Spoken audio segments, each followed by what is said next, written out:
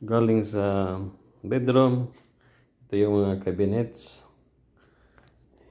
Buksan ko yung isang bahagi ng sa kaliwang cabinets. Ito yung mga laman. Ito mga konti lang. At least may may space tayo para dyan. So galing sa bedroom. Ito. Kasi hindi pa tapos yung bahay. Yung initial plan ko dito, yung nakikita nyo yung tiles dito sa mayroong tiles dito. Yung hallway to, itong nakikita nyo na white na tiles, hallway to papuntang bedroom. So galing ka sa bedroom papunta ng kusina. Ito sana yung yung washing area, yung temporary washing area sana. Kasi yung bahay hindi pa tapos. So inuunti-unti ko lang tapusin. So ito sana, no? Kaya kung mapapansin niyo, iba yung kulay ng tiles. At saka may dito, may top point dito. Tinanggal ko. At saka mayroon din doon sa kabila. Doon. So nilagyan ko ng konting sopa para magamit. So ito yung nangyari. Hindi ito nagamit bilang washing area. Na-convert into a small dining space, no? So ito yung nangyari. So may window ito kasi yung dito sa likod bedroom. So mayroon tayong bintana na maliit na bintana dito para may para sa ventilation natin, light and ventilation. So ito yung nangyari, no? So mayroong mga sampayan dito. So para parang temporary dining muna. Ang washing area nagiging dining area. So ito nangyari, mayroon yung rep namin na luma dito, hindi pa napalitan kasi hindi pa tapos. So ito yung nangyari, no? Mayroong storerooms dito. Ito yung mga storeroom. Tagalagyan namin ng mga gamit dito. So mayroon dito sliding door. Screen lang yung nilagay ko. Mayroong diyan, mayroong glass din sa taas. So ito yung nilagay ko lang, yung screen, no? Para mayroong breather, hindi itong sirado. Kaya screen lang nilagay ko. So pwede mo yung buksan. Buksan mo. Ito yung mga gamit. Yung mga sapatos. Gamit sa mga bata.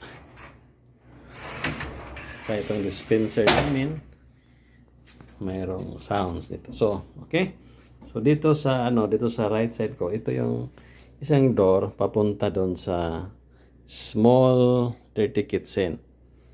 Ito yung dirty kitchen, no? Ito yung door, solid door yung ginagamit ko. Kung makikita niyo yung door jamb ko. Kung makikita niyo door jamb. Katulad din ng bedroom ng mga door jamb.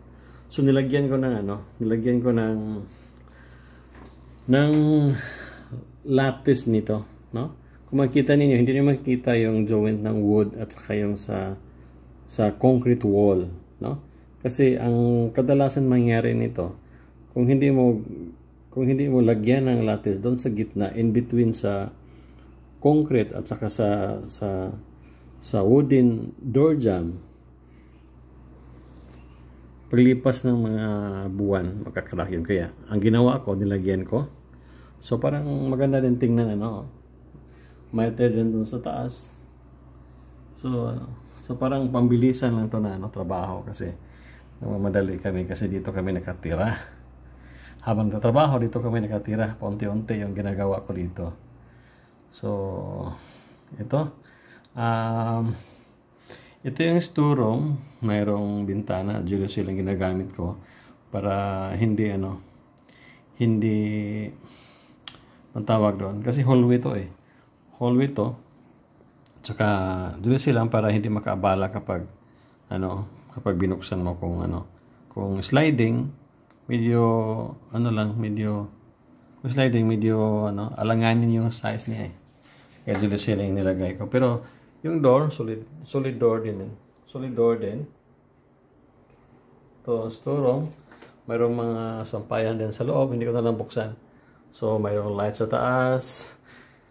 Yung hallway namin, mayroong mga gamit. So, temporary muna dito. Ito, dispenser. Yung dirty kitchen namin, ito yung ano, cabinet sa taas. Meron kaming counter. Ang ginagamit kong counter nito instead of tabletop, taas yung nilagay ko para easy to maintain, mura din.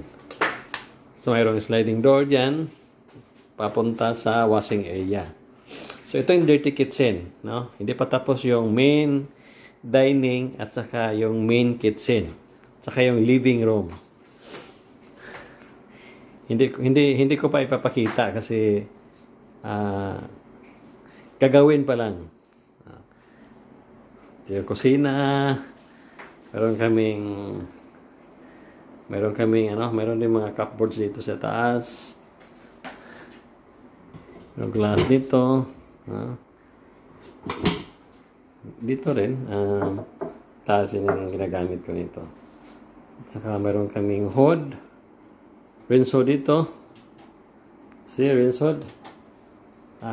Kitchen, sink.